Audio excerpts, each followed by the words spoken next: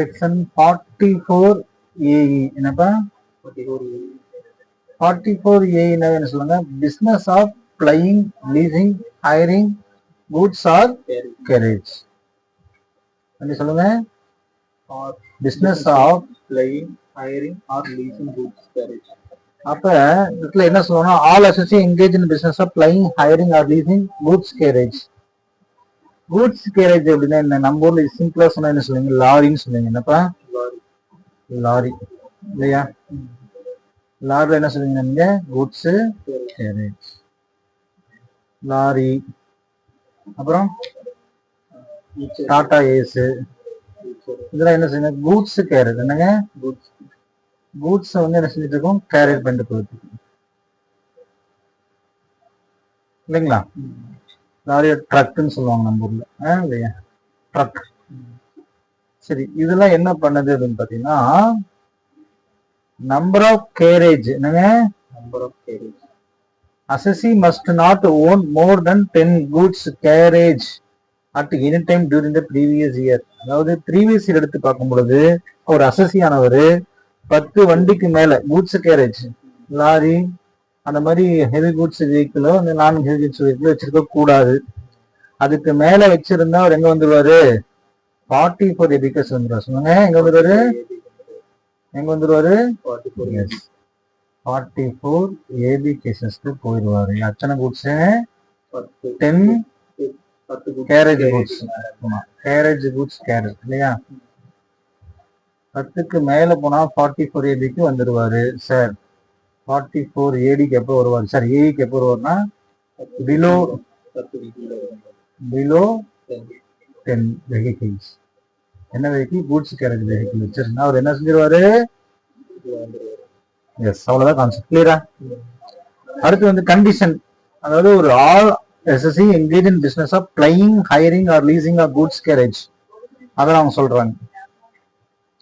Condition, owner of the carriages includes buyer என்ற hire purchase or instalment system even if the whole amount is unpaid.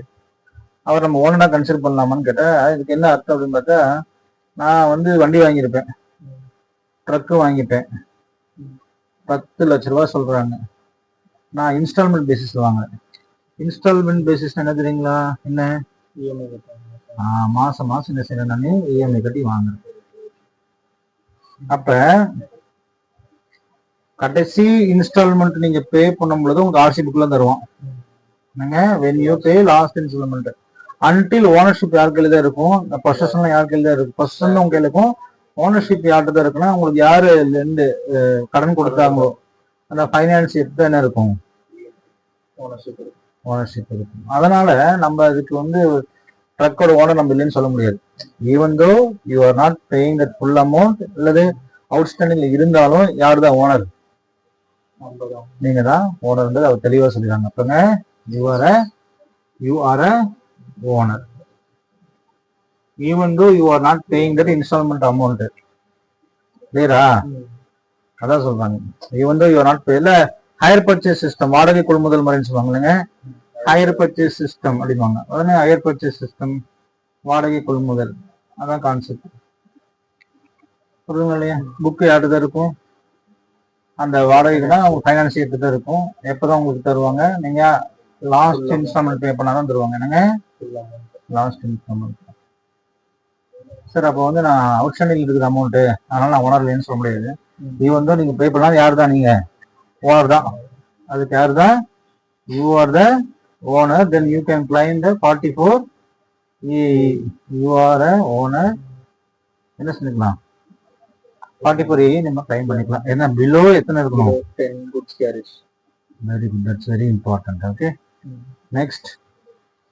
சரி, goods carriage means any motor vehicle constructed or adapted for use only for the carriage of goods, or any motor vehicle not so constructed or adapted when used for carriage of goods. அதாவது இந்த goods garage வெஹிக்கிள்லாம் கண்டிப்பா அது எதுக்காக தான் இருக்கணும், goods garage பண்ற மாதிரி தான் இருக்கணும். அதே மாதிரி கூட்ஸ் கேரேஜ் அப்படின்னா என்னன்னா, லாரின்னு நம்ம சொல்லுவோம் இல்லைங்களா, பஸ் சொல்ல மாட்டீங்க, ஏன்னா அது transport.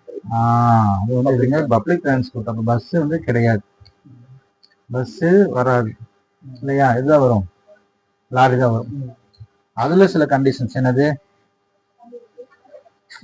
Heavy goods vehicle. என்னங்க Heavy goods vehicle. Heavy goods vehicle means the gross weight of which exceeds 12,000 kilograms. என்னங்க 12,000 kilograms. அப்ப 12,000 கிலோகிராம என்ன செஞ்சிருக்கணும் அவங்க,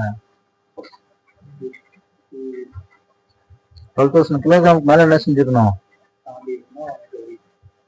ஸோ 12,000 கிலோகிராம் சொல்லலாம், அல்லது 12 டன்னு சொல்லுவாங்க. என்னங்க டன்னேஜில் பார்த்தா 12 டன். அதெல்லாம் வந்து ஹெவி கூட்ஸ் வெஹிக்கிள். அது கீழே இருந்தா என்னங்க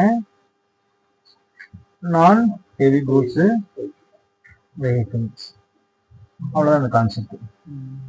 சரி, அப்போ எஸ்டிமேட்டட் இன்கம் என்னங்க சார் பண்ணலாம்னு பார்த்தீங்கன்னா, ஹெவி கூட்ஸ் வெஹிக்கிளாக இருந்தா 1000 per ton of gross vehicle weight or unladen weight அப்படின்னாரு. நல்லா கவனிங்க. ப்ரெசன்ட் இன்கம் நம்ம 44 ஏடியில படிச்சப்போ நம்ம ஒரு கான்செப்ட் படிச்சோம். என்ன 44 ஏடியில படிச்சோம் சார்? 44 ஏடியில வந்து 8% அல்லது 6%.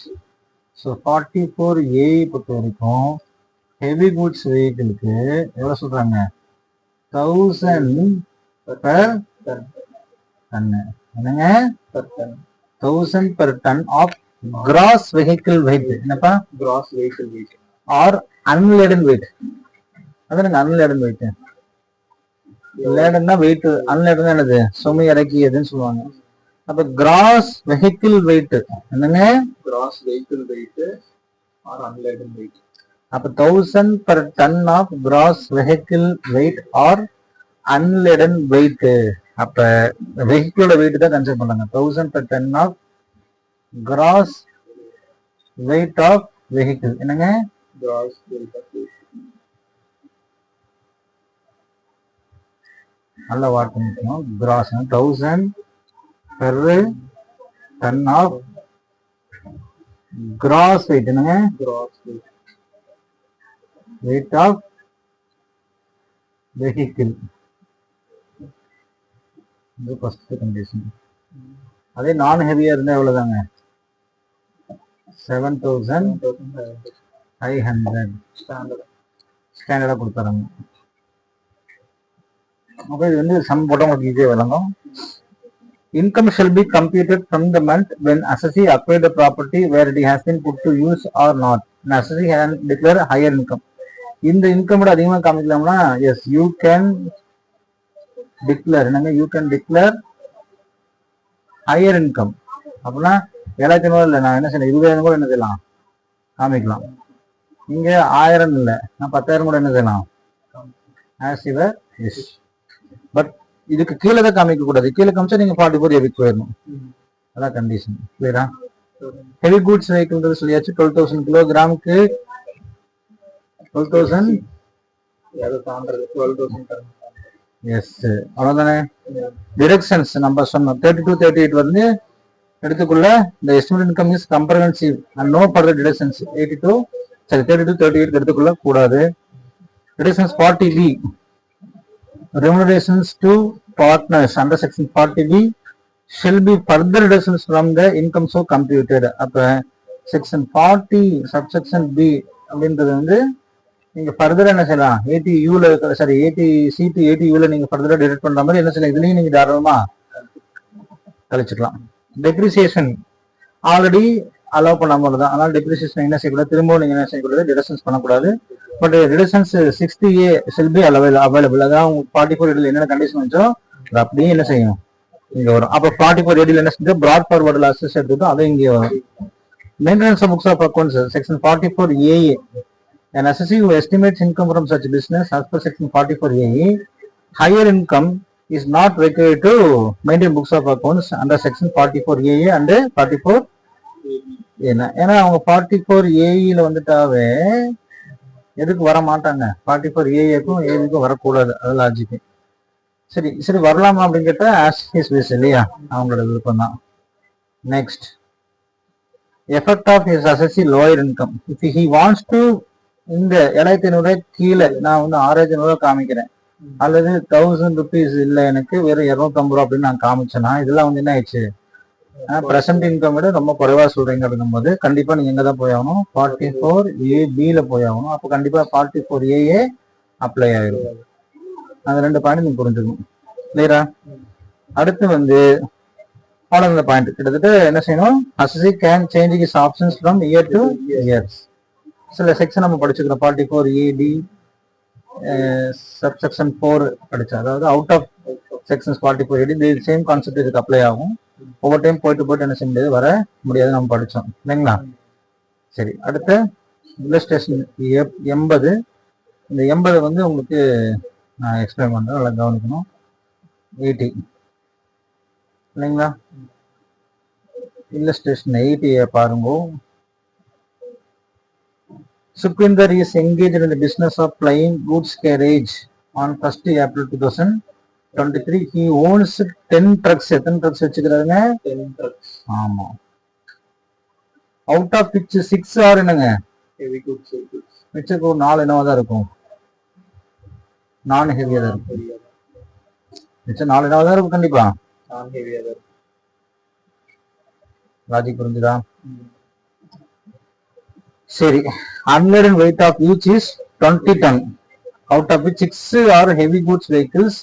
unladen weight, unladen சுமை இல்லாத, அதாவது உள்ள சரக்கு இல்லாம இருக்கக்கூடியது எவ்வளவுனா 20 டன் சொல்லிடுறாங்க. சரி, அப்போ ஒரு டன்னுக்கு 1000, 20 டன்னுக்கு 20,000 ரூபாய் போடலாம் அப்படின்றது உங்களுக்கு மனசுல ஓரளவுக்கு வந்திருக்கும். ரைட். சரி, 2/5/2023 he sold one of the heavy goods vehicles and purchased light goods vehicle. Light goods வெஹிக்கிள்னா நாட் ஹெவி கூட்ஸ் வெஹிக்கிள் அர்த்தம். ஆன் 6th May 2023 இல்லையா? அதாவது 2/5 அவர் என்ன செய்யறாரு, ஒரு மெஷின் ஒரு ஹெவி கூட்ஸ் வெஹிக்கிள் வித்துட்டு இன்னொரு லைட் மோட்டார் வெஹிக்கிள் என்ன செஞ்சுக்கிறாரு, லைட் கூட்ஸ் வெஹிக்கிள் என்ன செய்யறாரு, வாங்குறாரு. This new vehicle could however be put to use only on 15/6/2023. But இந்த நியூ வெஹிக்கிளை என்னைக்கு அவர் யூஸ் பண்றாரு, 15/6/2023 அன்னைக்கு என்ன செய்யறாரு, யூஸ் பண்றாரு. அப்ப கீழே சில விஷயங்கள்லாம் கொடுத்துக்கிறாங்க பாருங்க. ஃபாலோவிங் டேட்டாஸ் வந்து freight charges collected, operation expenses, depreciation as per section 32, other office expenses, net profit, other business and non business income இல்லையா? சரி, நம்ம வந்து computation of total income of Mr. Sukhvinder Singh under section 44A போகணும் இல்லைங்களா? போட்டுலாங்களா? S, 44A. So எப்போதும் எழுதும்போது இப்படி எழுதணும், இப்படி எழுதி பழகணும். இந்த ப்ராக்டிஸ் பண்ணிக்கோங்க. கம்ப்யூட்டேஷன் ஆஃப் என்னப்பா, total income of mister Sukhvinder Singh for the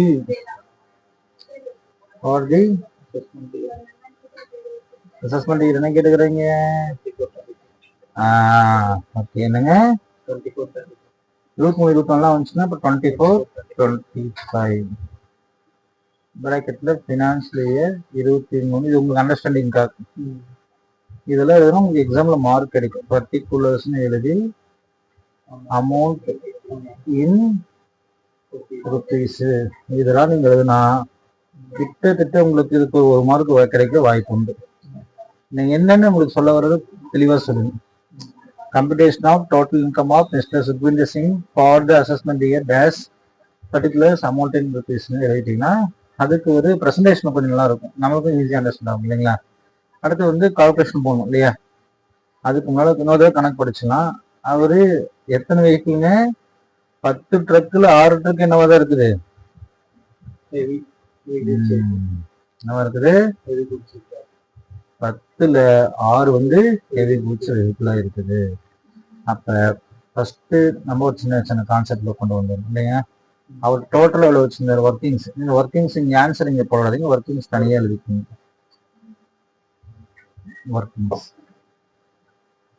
என்ன ஒர்க்கிங்ஸ், அவர்கிட்ட மொத்தம் எத்தனை இருந்துச்சு, 10 ட்ரக் இருந்துச்சு. அதுல 6 ஹெவினா கண்டிப்பா என்னவா தான் இருக்கும், 4 லைட் வெயிட் கூட்ஸ். இந்த ஹெவில 1 அவர் வித்துறாரு இல்லையா? சோல்டு எப்போ வித்துறாரு? 2.5. அப்புறம் ஒண்ணு வாங்குறாரு. எவ்வளவுக்கு வாங்குறாரு? அது லைட் வெயிட் தான் இல்லையா? 6th மே. இந்த ஒர்க்கிங்ஸ் தான் நமக்கு கிளியரா மைண்ட்ல உட்காரும். ஃபர்ஸ்ட் ட்ரக் 10 ட்ரக் இருந்துச்சு, அதுல 6 ஹெவி 4 லைட் வெயிட்.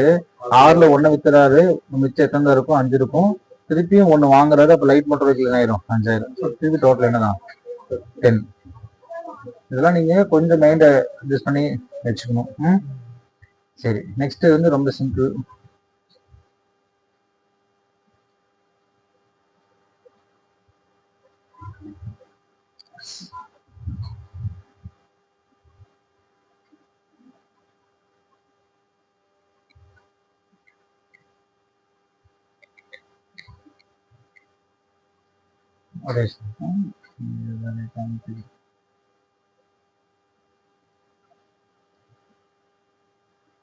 எஸ், இப்போ லைட் மோட்டர் வெஹிக்கிள் எவ்வளவு இருந்துச்சுங்க?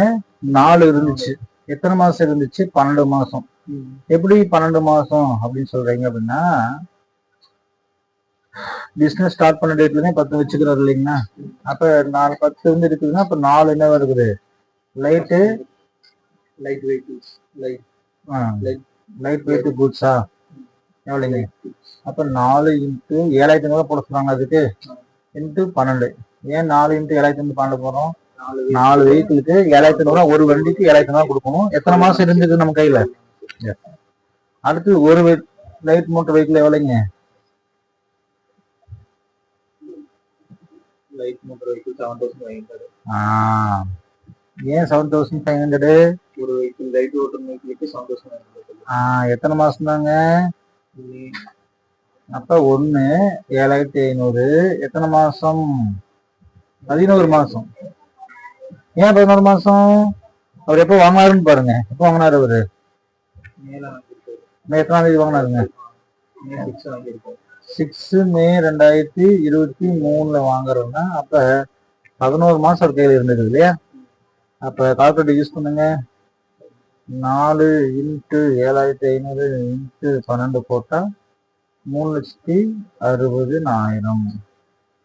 அடுத்தது 1 இன்ட்டு 7500 இன்ட்டு 11 போட்டா 82,500. பேருங்களா? அவசரங்க சொல்லி முடிச்சுதான் அப்ப உங்களுக்கு கிளியரா விளங்கிடுது, எல்லாமே விளங்கிடுது. அப்ப லாஜிக்கலா பாத்தீங்கன்னா ஹெவி குட்ஸ் வெஹிக்கிள் எவ்வளவு இருந்துச்சு நம்ம கையில? 10 இருந்துச்சு. 10 அதுல 6 வந்து ஹெவி குட்ஸ் செட்டிங்க. அப்போ 4 லைட். 4ல இருந்து திருப்பி 1 வந்துருச்சு. எங்க வித்துட்டீங்க? 1 வித்துட்டீங்க. அப்ப மொத்தம் உங்க ஹெவி குட்ஸ் வெஹிக்கிள் உங்க கையில எவ்வளவுதான் இருந்திருக்குது? மொத்தம் 6. ஆமா, இப்ப 5 தான் இருந்திருக்கு. லாஜிக் புரிஞ்சுங்களா? எத்தனைங்க இருந்தது? அப்ப ஹெவி குட்ஸ் வெஹிக்கிள் எத்தனைங்க என் கையில? 5 தான் இருக்குது. அப்ப ஹெவி கூட்ஸ் வெஹிக்கிள் எவ்வளவுங்க? 5. எத்தனை டன்னு சொல்லிக்கிறாங்க? 20 டன் தானே சொன்னீங்க. அப்ப 20 டன்னு. ஒரு டன்னுக்கு எவ்வளவு சொல்றீங்க நீங்க? 1000. ஒரு டன்னுக்கு 1000. அப்ப 1000 எத்தனை நாள்? 12 மாசம். 5 இன்ட்டு 20 இன்ட்டு 100 இன்ட்டு 12 கேட்டா பாருங்க. 5 இன்ட்டு 20 இன்ட்டு 1000 இன்ட்டு 12 கிளியரா? அப்ப 12 லட்சமா? 12 லட்சங்களா? கிளியர். சரி, அதுக்கப்புறம் ஒரு இது வித்துட்டீங்க. ஒரு ஹெவி கூட்ஸ் வெஹிக்கிள் எப்ப வித்தீங்க? மே எத்தனாம் தேதி வித்தீங்க?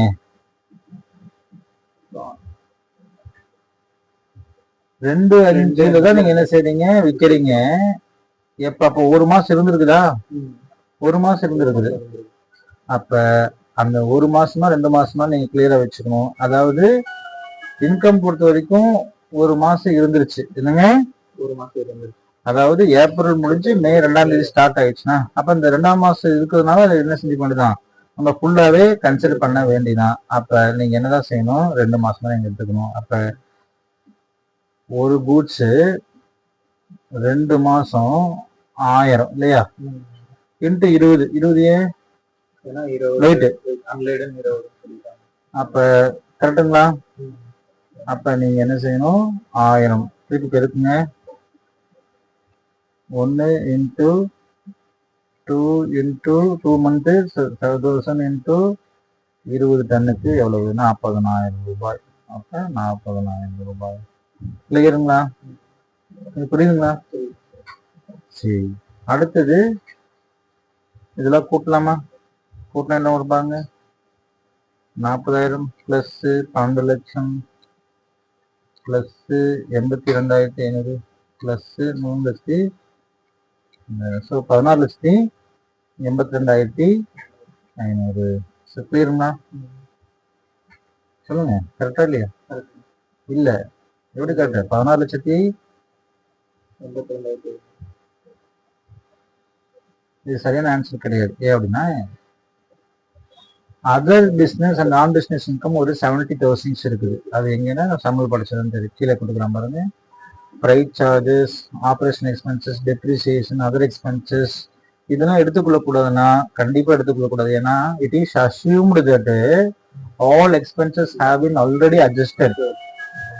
All expenses have been already adjusted. So this is net income after deducting expenses. We assume that depreciation இதுல கலஞ்சிருக்குன்னு நம்ம நினைச்சுக்கிறோம். All expenses. பட் என்னென்ன இதுல டிடக்ஷன் மட்டும் எடுத்துக்கொள்ள கூடாது. என்னென்ன ரிலேஷன்ஸ்? செக்ஷன் 40 சப்செக்ஷன் பியும் 80C to 80U வரைக்கும் வரக்கூடிய டிடக்ஷன் இல்லை சரி கழிக்கக்கூடாது. மற்ற எல்லாத்தையும் என்ன செஞ்சுக்கலாம், கன்சிடர் பண்ணிக்கலாம். ஆல்ரெடி எடுத்தாச்சுன்னா கன்சிடர் பண்ணணும். அடுத்தது பிஸ்னஸ் அதர் பிஸ்னஸ் அண்ட் நான் பிஸ்னஸ் இன்கம் இருக்குது. அதை நம்ம கூட்ட சொல்றாங்க. ஸோ அது எவ்வளோங்க? 70%. அப்போ பார்த்தா 500 2 8 5 5 மிச்சம் 1 7. ஸோ 17,52,500 ரூபாய் என்பது answer. So again I tell you listen very carefully. So இந்த கான்செப்ட் வந்து ரொம்ப ரொம்ப ஈஸியான கான்செப்ட். ஆனால் அண்டர்ஸ்டாண்ட் நம்ம தான் படிச்சுக்கணும். ஃபர்ஸ்ட் என்ன சொன்னா, சுக்வீந்தர் வந்து 10 ட்ரக் வச்சுக்கிறப்பல 1/4/2023 10 ட்ரக்கையும் அவரு கடைசி வரைக்கும் வச்சிருக்கிறது இல்லை. அதை ஒரு ட்ரக்கை விற்கிறாரு, எதை ஹெவி குட்ஸ் வெஹிக்கிள். அதனால அவர்கிட்ட என்னதான் இருக்குது, 5 ஹெவி குட்ஸ் வெஹிக்கிள் தான் இருக்குது. 1 ஆல்ரெடி வித்துட்டாரு. மிச்சம் இருக்கக்கூடியது 4 தான் இருக்கும். 4 என்னங்க லைட் மோட்டர் வெஹிக்கிள். அந்த லைட் மோட்டர் வெஹிக்கிளுக்கு எவ்வளவு போகணும்? 7,000 தான் போகணும். ஆனா வித்துட்டு திருப்பி ஒரு லைட் மோட்டர் வெஹிக்கிள் தான் வாங்குறாரு. அது எப்பதான் வாங்குறாரு? மேல தான் வாங்குறாரு. அப்ப பாத்தீங்கன்னா மேவ கணக்கெடுத்து 11 மாசத்து வரைக்கும் இருக்குதுன்னு சொன்னோம். புட்டு யூஸ் தான் கணக்கு இருக்கு. அப்ப 11 மந்த் ஆயிடுச்சு. அடுத்து வித்த மாசம் வந்து 2 மாசம் வரைக்கும் வச்சுக்கிறப்பல, அதாவது ஏப்ரல் மே வச்சுக்கிறப்பல அந்த 2 மாசத்துக்கு என்ன செஞ்சிடணும்? வருமானத்தை போட்டாகணும். எதுக்கு? ஹெவி குட்ஸ் வெஹிக்கிளுக்கு. அதனால அந்த ஹெவி குட்ஸ் வெஹிக்கிளுக்கு என்ன செஞ்சாச்சு? நாங்க வருமானம் போட்டாச்சு. ஸோ எல்லாத்துக்கும் போட்டு எக்ஸ்ட்ரா வரக்கூடிய இந்த வருமானத்தை சேர்த்து போட்டு உங்களுக்கு 17,52,500. இதுதான் section 44AE. It is only applicable to the heavy goods vehicles அல்லது goods carriage flying hiringக்கு யூஸ் பண்றவங்க இது பொருந்தும். என்று மற்ற யாருக்கு இது பொருந்தாது. ஸோ புரியுதுங்களா?